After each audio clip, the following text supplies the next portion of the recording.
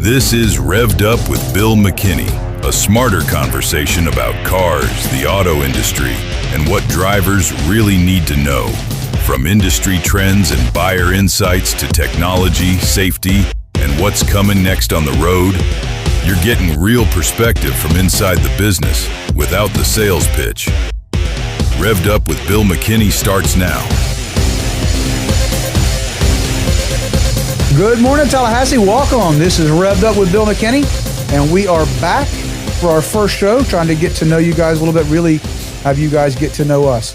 I'm here with my good friend Dale Brown. How you doing? Fantastic. Do you know why you're here? Yeah. We're going to kind of talk a little bit about some of the changes that are coming in our industry a little bit of changes to Tallahassee Ford. Really the changes that have already happened at Tallahassee Ford. Yes. So, one of the things that occurred to me was while we're starting out this new year in 2026, I had a couple folks ask me some questions that caught me a little bit off guard. And I thought, man, they're probably not the only people that are either thinking that or have, just had that on their mind. Yeah. And, I want to make sure that I got my mind open to those things. If it's important to you guys, it's important to me. So, been over 4 years now, that I came in, and then after that got some ownership in the dealership, and it's kind of been a plan for my partner and I that's what's a lot of this conversation is. My business partner is retired, and he's left the building, and what does that mean for Tallahassee Ford? And I think that was what you and I were talking about, and I wanted to invite that conversation because I guess I didn't give it the weight that it should. So I wanted you, and I picked you, Dale, because when I got here, I really didn't know anybody other than my business partner. And I had to try to get a feel for Tallahassee. And what I recognized right away is it's less of a city and more of a town. And I get that, when you're doing that, friends and family members, there's a lot of connection there. There's a lot of fabric if you allow it to be. That's right. And so that's why I've always appreciated from the moment that we met, the way that you've kind of, hey, Bill, this is Tallahassee. Yeah. This is that, you know what I mean? That we don't necessarily do Dan the Rock's full speed ahead here. You're not in Miami anymore, right? No. There's goods and bads, you know what I mean? It's some different food. I'm not getting ham croquettes at the gas station window, you know what I mean? But Tallahassee does have amazing food. But nevertheless, I wanted to give the mic to you. And I didn't want to direct your questions, Dale. I want you to ask me what's on your heart, because I've felt very often that you represented a core of the crew in the store, and a core of our consumers out there in the marketplace that that you've been here, you grew up with them. Yeah. And I didn't realize there'd be so many thoughts. I thought Bob and I really kind of did this thing in our way. But in the absence of sharing that with folks, maybe they don't know. So let me stop talking, because I'll burn the mic up. Go ahead. Yeah. Well, a little bit about me, and you already know this, but I'm 62 years old, grew up in Monticello, but was born here in Tallahassee at Tallahassee Memorial. Thankfully, that's the only time I've had to visit Tallahassee Memorial when I was born. But I worked in the golf business. I was a golf professional. So I was constantly out in the public. And when Bob Hudson came to me, who was a social member of mine, and he said, hey, I may have something that would appeal to you. And my first reaction kind of was like, oh gosh, I hope it's not in the car business, because I can't think of anything I hate worse than that. But really what he hired me for, and what really I'm doing at the dealership, is I've always been the people side of things. And the business that I created is really a reflection of kind of what you changed when you came here. And we're very mobile. And most of the cars that I sold in the first year, and that was 11 years ago, I was going to customers' offices with a truck that they already bought, and they were changing every couple of years. And we would sign paperwork right there, and they never stepped foot in the dealership.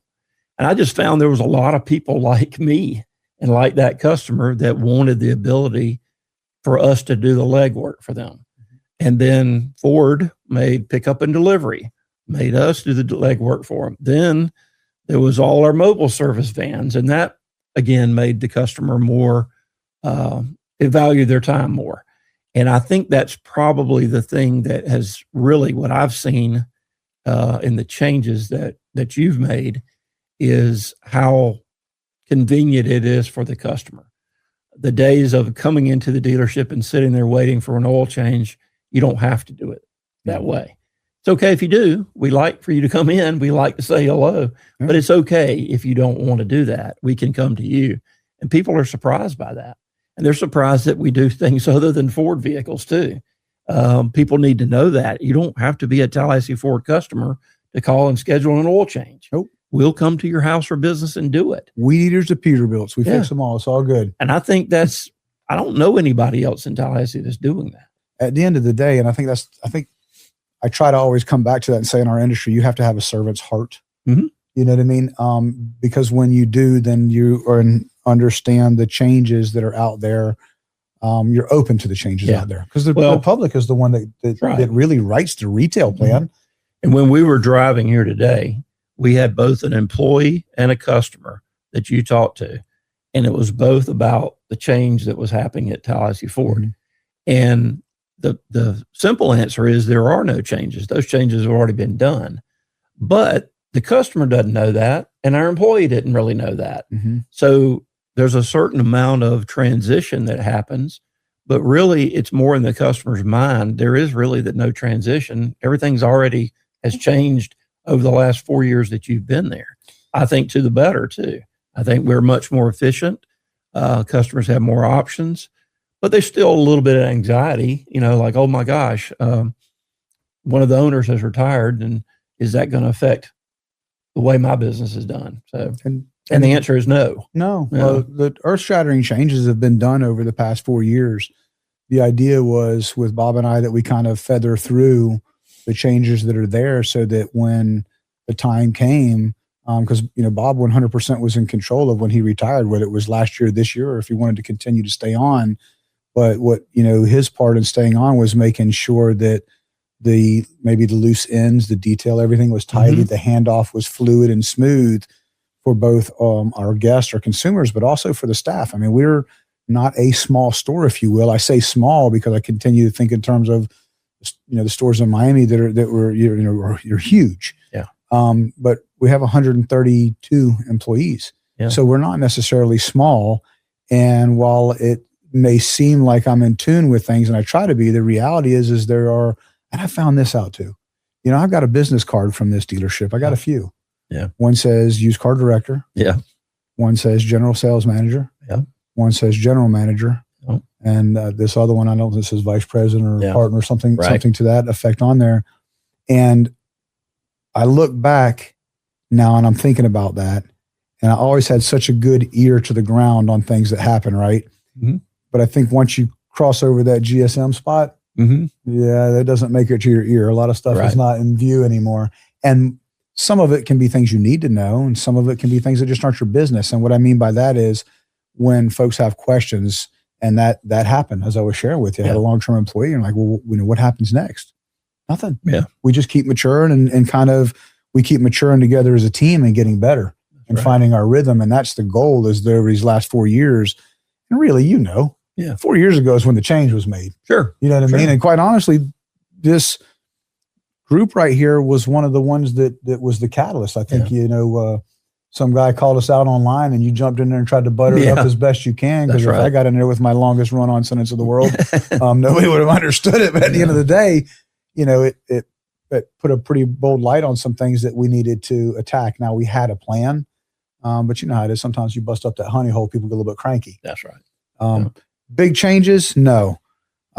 They're done. Now we just keep getting better together. Right. So we're going to take a break and we're going to come back in just a minute. Rev'd Up with Bill McKinney and my friend Dale, and have Dale ask me some more questions that maybe might be on your mind. We're your local Ford dealer, where you come, whether you want sales or service, or whether you just want to stop by and have a good old cup of coffee. But we'll see you guys in a few minutes and we'll keep the conversation going.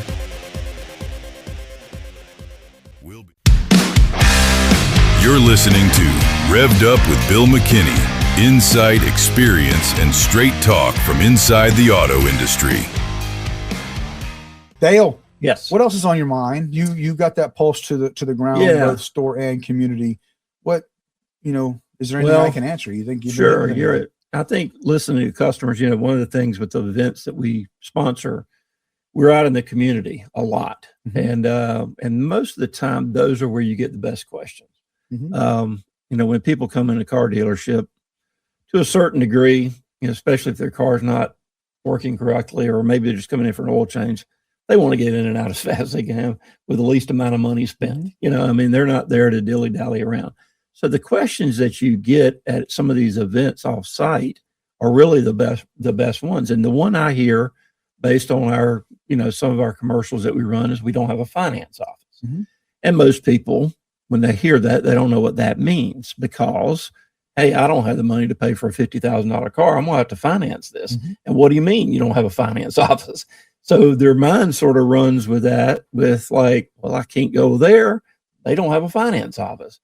But really, we kind of do. So maybe you could explain a little bit about kind of the finance professionals we have there, but also the ability for that person to deal directly with the salesperson. Correct. All the way from front to back. And maybe that's a little bit of we need to clarify how that works. Absolutely. And I'll try to be relatively quick about it. So the vast majority of the CSI issues that you see tend to drive from folks experience in the finance office. And the commonality is it took too long to get done and then everything changed. COVID allowed us to make some changes and we ran the ball out on that. What I realized was you can't abandon the finance office in its entirety for a couple of reasons. One, there's a customer service that's needed. Two, the attention to detail. When I look back 4 years ago when we started trying it to where we are now, it's hard at a big store to have 4 or 5 well-versed business managers that are on top of their business and attention to detail. And that's not just like making money. That's like getting your car registered and titled properly. Right. Making sure that the tag is right, the registration, because we do this stuff live through these companies now. The skill set's different and it's not just something you click on and go. Right. And so what I wanted to do was give the consumer an opportunity. If you're that person that you got your ducks in a row, you can run your whole deal with the salesman. In fact, you can have him just go get your keys. Yes. You can click your way through it. It is to your level of comfort. If you want a Carvana it, click, click, click. Please get me that car. Mm-hmm. I'm ready for you to fill that one up.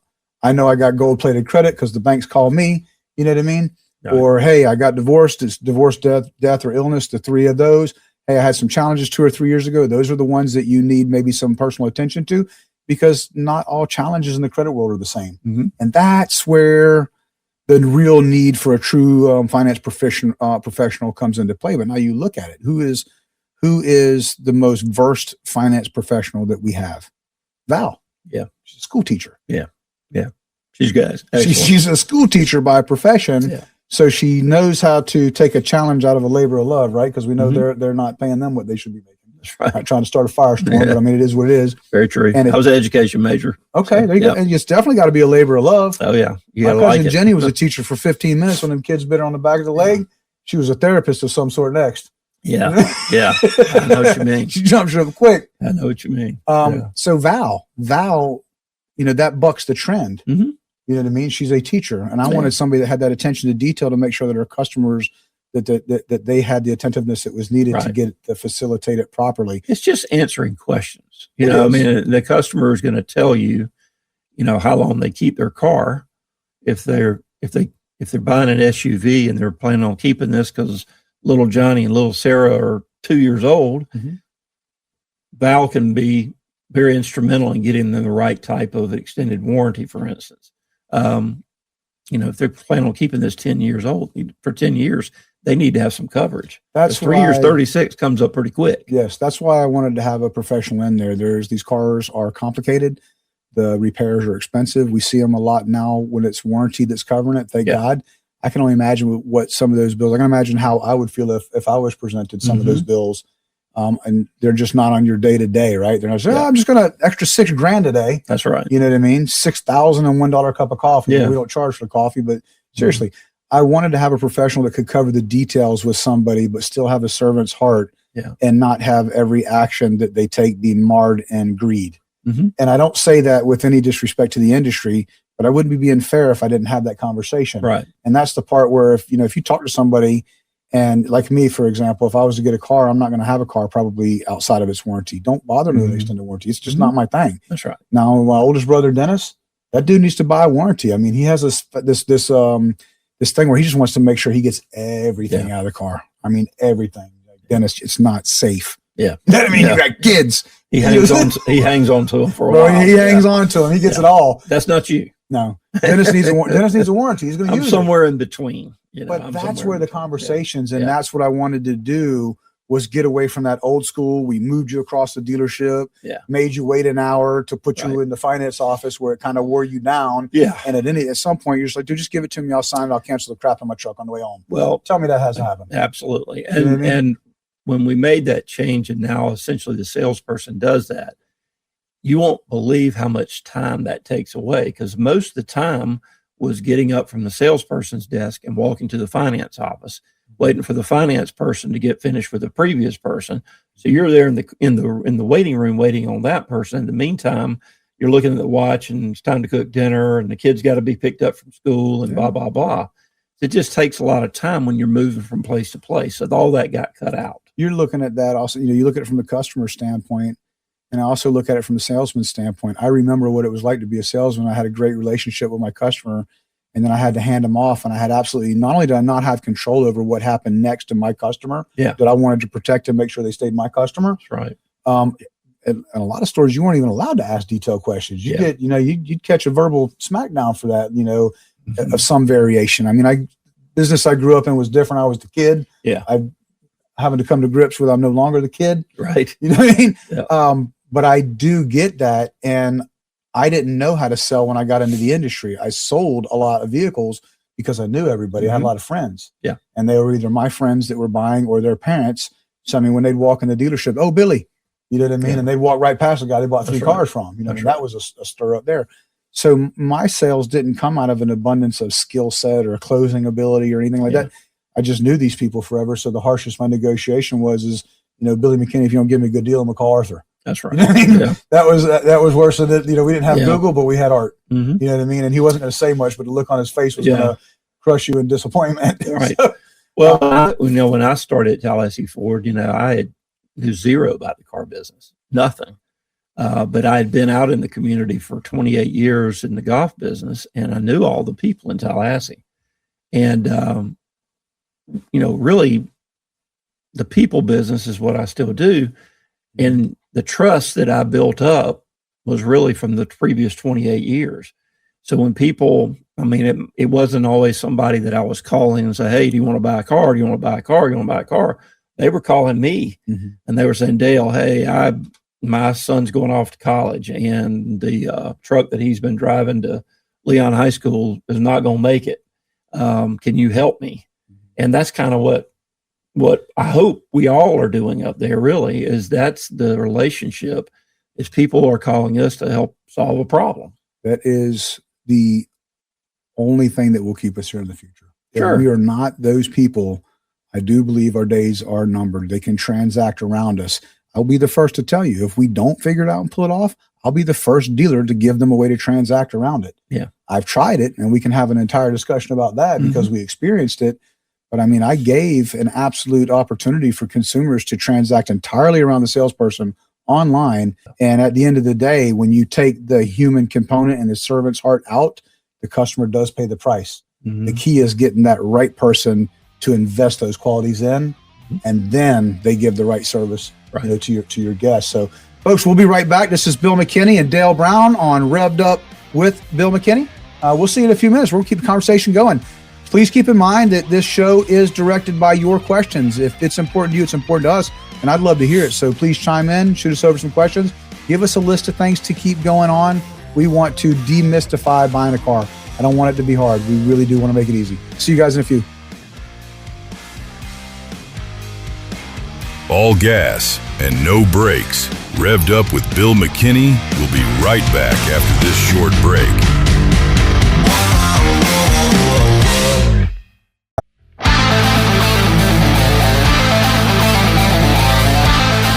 You're listening to Rev'd Up with Bill McKinney, presented by Tallahassee Ford. We are going to segue into everyone's favorite subject, recalls. Oh my goodness, recalls.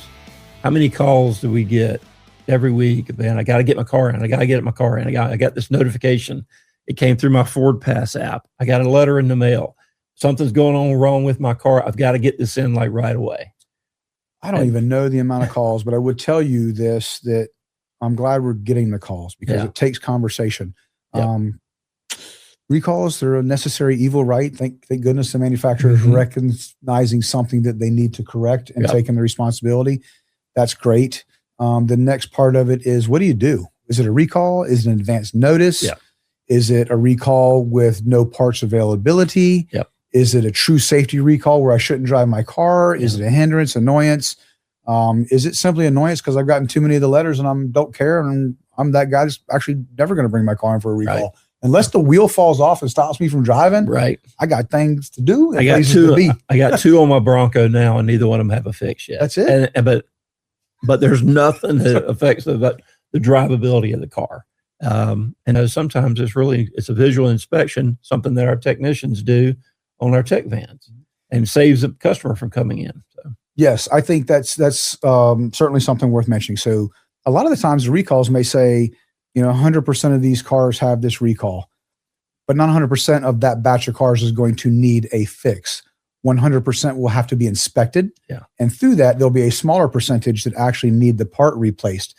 And so that's a two-step. And what we try to do on that one is we'll have our mobile service comb through where we can go to the customer and do the inspection, because that's quick and easy. It doesn't typically require a lot. Some can require them to do some disassembly, but for the most part, the inspection is a pretty quick process, and it lets us know we need to get this part ordered for this car and do this, or, hey, it's been checked, you're good to go, your car's clean, blah, blah, blah. Now, we're not going to dismiss one that needs a recall for a lot of reasons. One, the level of training and certifications that goes into technicians. I don't know any technician that's just going to just blind box something to get it off of his desk. Two, they get paid to fix cars. Sure. They get paid to fix cars. They are not paid to send you away. So if there's something under that recall that needs to be done and they can do it, they are going to do it.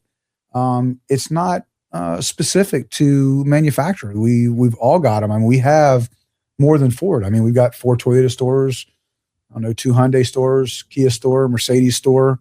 In our group. Yeah. Operating in multiple states. So I'm fairly well versed with many of the different manufacturers that are out there. I live and operate here in Tallahassee, and this is my home. And this is the store where I'm not the operating partner.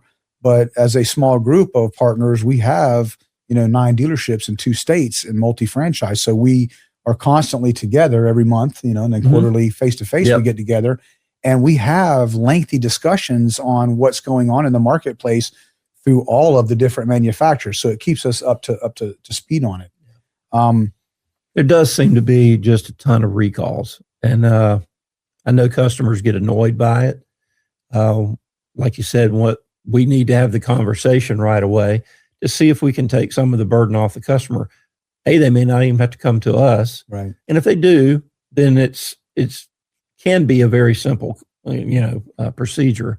And we can get them in and out of there. I want to qualify that a little bit that you're talking about, because something popped up this morning that happened. A lady rolled in a Lincoln Navigator. We're no longer a Lincoln dealer. Right. We sold the franchise. They make some beautiful cars. We made the decision. We have no intention on building a new Lincoln building. Right. You know what I mean? And I met a customer, actually was a customer of James McCrae, and the guy was an absolute gentleman. And he said, "Hey man, I love the whole concept that you guys got going on where you can streamline the process. And I love my Lincoln, but I still didn't get a Lincoln delivery." And he's right. A true Lincoln store will have a different delivery that, truthfully, if they do what they're supposed to do, that customer deserves. Now they're and that's where we were. We were delivering Lincoln $100,000 Lincoln Navigators the same way we were delivering an Edge or an Escape. Neither one of those are in the line anymore, but nevertheless, it was the same delivery, and the only variance in the quality of that was going to be the individual. That's not fair for Lincoln. Okay. And then the other side of it was I really wanted to get really, really good at Ford. And sometimes when you're kind of trying to serve two, that makes it more difficult, to say the least. And so we made that decision, right? Now you skip ahead. Here we are. The lady that was in service hadn't been to our store in 5 years. She's got a recall. Her parts are not on our radar. Right. She's no longer in our ecosystem, if you will, as a current customer. Right. So that parts, we have now worked with Ford, where Ford will autofill our parts based off of the recalls in our area, based off of the vehicles that are connected through connected services. Yeah. She's none of those to us. So we're completely blind. And that's one of those things that was a huge eye opener when I got here. She's not the only one. Yeah. When my oldest son, Michael, went to school in Tampa, when he went to college in Tampa, he didn't buy his car in Tampa. I got him his car from my store in Miami and gave it to him. So when he needed a repair on that car, it was not on their radar. I never really thought about that. But then, I come up here and I realized, man, we got Florida State, we got FAMU, we got TCC, we got all the major state head offices for fleet vehicles. None of those cars are on our radar. They didn't buy them from us. Yeah. You know what I mean? So what I'm trying to do now is, you see those QRs everywhere, is get those vehicles in there so I can get those parts on our radar and start servicing them. That's just why we send mobile out to them to re-engage them and make them part of Tallahassee Ford ecosystem, if you will. And the more we do of that, the more that parts order fulfillment gets better and better and better and better. The exposure would be for me, right? They ordered parts for somebody that never showed up. It's a part. I've got parts managers. If it sits there and it gets stale, he can find a home for it. Or worst case scenario, we got to, wholesale it out. But I'd rather have the part and not need it than need it and not have it, because then that creates a unpleasant conversation for our customers. So I guess that's to the point of, be careful when you start skipping around service departments. And I'm going to qualify that real quickly. You have a bad experience. You're going to have one. It's going to happen at some point under the best circumstances in the world. I've seen the best places stub their toe. Try your best as a consumer. If I had to give you advice, whether it's with me or whether it's with a dealer that's not me, try your best to have a relationship with someone in that service department and keep your vehicle in and out of their ecosystem so that your parts that are needed for your recalls pop up, because the technology that is unfolding, I don't even have a word to say how quickly it's unfolding. It's unbelievably rapid. Be part of that. Doesn't mean you're obligated to do anything with them. It simply means your options are better. We were talking about earlier about having Crohn's disease. If I don't have a good experience, I've hopped around from doctor to doctor. I put myself at a disadvantage when I got bent out of shape. And so I'm not going back to that guy. Yeah. I'm not doing that, because now I had to start all over. That guy doesn't know me. He's having to understand what I'm saying through a conversation rather than actually through the time of treatment. Your car is the same. It's just, it's not a person, but you're treating it. You're fixing it. You're diagnosing it. It's complicated. Yeah. It's Murphy's Law is entering into it, right? What you said it was doing when it was bothering you is all of a sudden not doing it when it's at the dealership. That's right. It happens all the time. But when you have a actual relationship with somebody at the dealership, and I tell you, hey, Dale, next time it does that, record it, send it to me. And by the way, if you can, drive it straight in and don't turn it off. Right. Because when you turn the Ford off after 5 minutes, it resets the computer and it clears the code. Leave it running. Walk right in and grab me so we can at least capture it. And so those things happen when you have a relationship, right? Yeah. In the absence of it, those conversations don't happen. What happens is if you allow the engagement to be bad, both on the consumer's part and on the staff part, what happens is there becomes this fear and apprehension to continue the conversation going. I assure you nothing good happens from that. That's right. You go home empty-handed, the problem's not resolved, your advisor doesn't feel like they accomplished anything, and they may just not want to even answer the next phone. They're human. That's right. Have a relationship. I can't encourage that strongly enough. I think honestly, that's really the success. I mean, this is our 100-year anniversary at Tallahassee Ford. 100 years. If we don't have strong relationships with the community, we can be selling, thimbles instead of cars. It doesn't matter. So the strong relationships that you were just talking about, having a relationship with somebody in your service department or in your sales department, person that you can call. I can just tell you about my customers. Most of them I've known a lot longer than I've been at Tallahassee Ford. So when they call me, they're not sometimes calling to get a new car from somebody. They're saying, hey, I need an oil change. Hey, I need, my car just had a lady, our caterer, they did our catering party the other day. Her car stalled out on her on the 20-degree morning. Her battery just died on her. I called the mobile people. We had a mobile tech person within 3 minutes of her location. They came straight to her before she could almost hang up the phone with me and got her a jump, tested her battery. She drove it straight to us. We had to check her battery over, replaced her battery for her, and within an hour, she was fine. That is an amazing service directly tied to connected services. Folks, we're going to be right back and wrap it up. I'm going to talk a little bit about the weathered logo and connected services, and we'll bring this thing to an end for the day. This is Bill McKinney on Rev'd Up with Bill McKinney and my friend Dale Brown. See you all in a few. Rev'd Up with Bill McKinney is presented by Tallahassee Ford, proud to support smarter conversations for local drivers.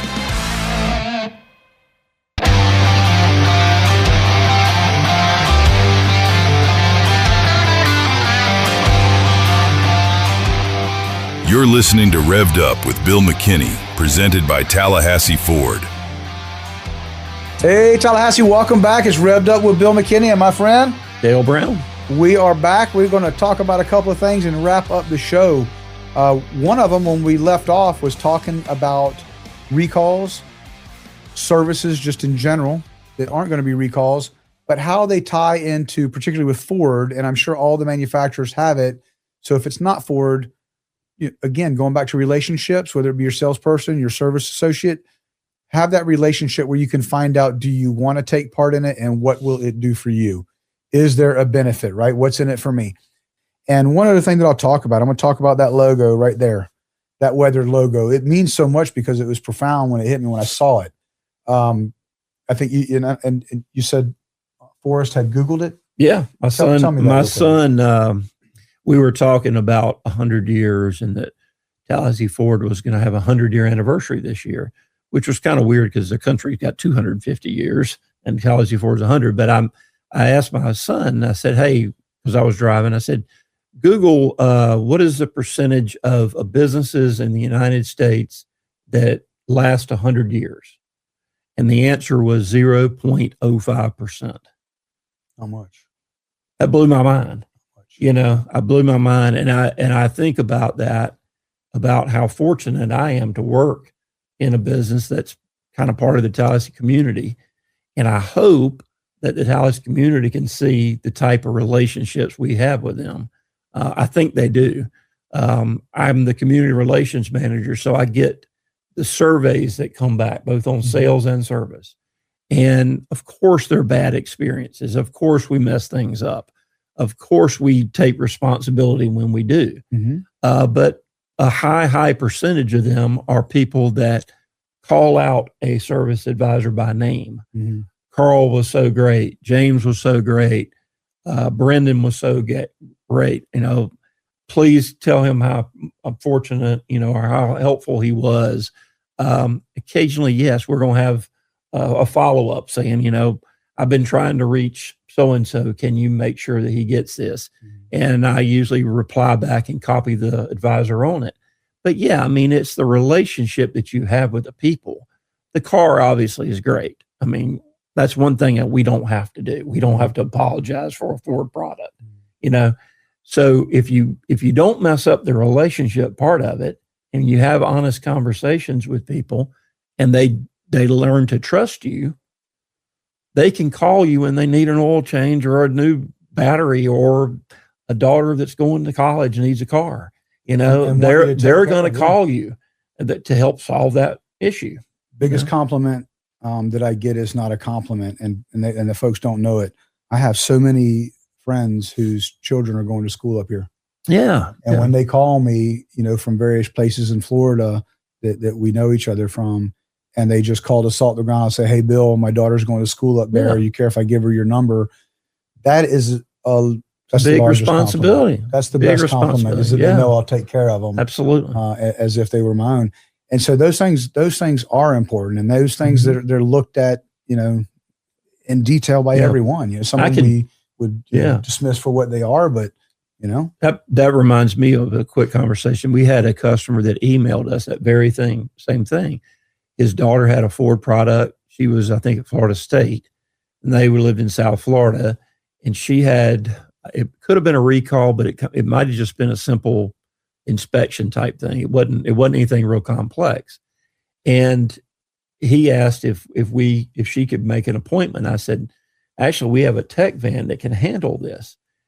And he was concerned that our tech van wasn't just some, blank van that was driving up at his 18-year-old daughter's apartment. I said, no, sir, these are high roof vans with all Tallahassee Ford and Ford Motor Company logos all over it. It'll be very obvious when she pulls in. But the safety factor for a parent that sends their kid off to Tallahassee to one of our 3 universities is a big deal. You've got young kids. I've got a young kid, but I'm going to tell you, when he heads off to school, that's going to be something that's real important to me too. I've lived this because I have a 32-year-old and 27-year-old, and now a 6-year-old and 8-year-old. And I remember, and I talked about it at one point when Michael was in Tampa. And although Michael is an amazing electrician today and runs McKinney Electric, he was a bit aloof when it came to cars. Sure. So when I got that 11 o'clock call that my car won't go anywhere, all of a sudden, he's in Tampa. That's right. All of a sudden, I was every one of my customers that I got a late night call and didn't know where to go. So we take those things extremely serious, even when the result is not the result that people want. That's right. We absolutely take them serious, and we're looking at it as if, hey, if one of my friends called me and asked me to help take care of it, what would be every resource I could do to make sure to put this to bed. So that's something I want to get out there and make sure that people understand that is the view we have, even when the news is not necessarily to fix what you want. That logo that's on the screen, that's somewhat personal to me, because as I talk about getting it from an old Ford tailgate that was made into a bench, it says since 1926. I personally couldn't find any information, I believe, since past the 40s on Tallahassee Ford. And it actually goes back to Tallahassee Motors is when it would be 226. When you see an old weathered logo like that, I talked about a little yesterday with my wife for part of the show was, in less than 100 years, we went from a horse and buggy to landing on the moon and all in between. Well, we that was that portion of it. From my point of view, the 35 years I've been in the industry, we went from a Sharpie and a piece of paper that they wrote down something on it and sent you out there to talk to a customer, to getting extremely compliant and really, measuring, how we do business. Are we sending things out in uniformity? Are we making decisions for people? Or are we giving them the information to make an educated decision, and all in between? Well, when I see that weathered logo, the reality was that came along at a point when I was here, when I was really worried, like, were we going to be able to turn the tide within the public view as a local Ford store, or were we just going to kind of get hammered on forever? And what I meant by that was it was pretty easy for people to jump on there and pick us apart. And that's what was happening. Yeah. I think that's where I had to get you involved with one right here from this group that I had to learn about. That's right. And when I went through a variation of thoughts, and one of them was, I told my wife, I said, man, I don't know if I'm going to be able to kind of review the store for what I would like it to be today based off of people, not really wanting to turn loose of the past. And I can't speak for that. And so, we jokingly were like, I don't know, you should call it Seminole Ford. I don't know. Is there a Seminole Ford? I don't know. We started rolling around all these thoughts in our minds, and that's all they were. It wasn't a legit conversation as much as a thought. Yeah. And, and I was like, 100 years. And then I've heard stories like that the original owner bought it, not unlike a lot of very early Ford stores, that it was a secondary business to support a primary, which I heard. I don't know if it's true. If anybody does, I'd love to hear more about it. I am a little bit of a history nut, so this won't be self-serving, but I'm certainly interested. My understanding was he bought the Ford franchise in order to supply trucks to a milk business. Wow. The original Ford store I worked for, that man bought that franchise in order to supply trucks to a road construction business. So, and I always, 100 years, right? You skip forward to now, we got 132 employees. Yep. It's a real deal business. Oh yeah. What I mean? With, I don't know, the countless hundreds of businesses that count on us, do business with us. So when I look at that weathered logo, to me, that was a realization of getting committed to digging through it. And as I had told my wife, I'm not going to be able to apologize our way out of some of the things that I don't know about. We'll have to take some direct hits while we're going through this. But at the end of the day, people will know that we didn't buckle, we didn't run, and we want to be the dealer that's here for our community. So that weathered logo is cool. You'll see it on a lot of the stuff that I wear. It means a lot, or hats. It's monochromatic on here. But if you've got any questions, stop by and ask me about it. I'd love to chat with you about it. And if you have any info on it, I'd love to meet you. So we're going to round out the show and end it and catch up with you guys next time. I'm Bill McKinney. Dale Brown. Thanks for hanging out with us on Rev'd Up with Bill McKinney. We'll see y'all next week.